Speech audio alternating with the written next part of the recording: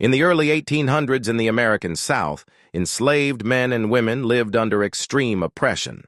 Among them was an enslaved man named James, who worked on a wealthy plantation. James was strong, intelligent, and hard-working, but like all enslaved men, he had no legal rights or control over his own life. The plantation mistress, Mrs. Thompson, wielded significant authority over the enslaved workers in the house. Records from similar plantations suggest that some mistresses used their position to coerce or manipulate enslaved men and women.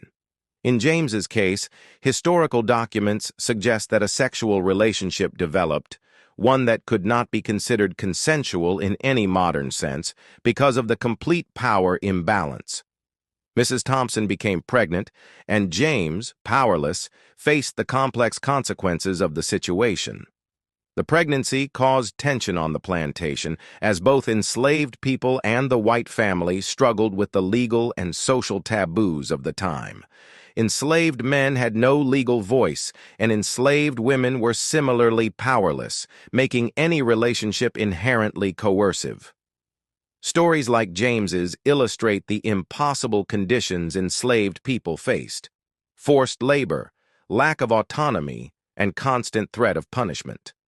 While the historical record is sparse on individual details, scholars note that enslaved men and women were often trapped in situations where their bodies were exploited and where survival required navigating impossible moral and social pressures.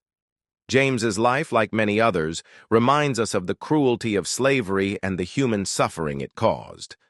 His story is not one of romance or choice, but of endurance, survival, and navigating a world where freedom and autonomy were violently denied.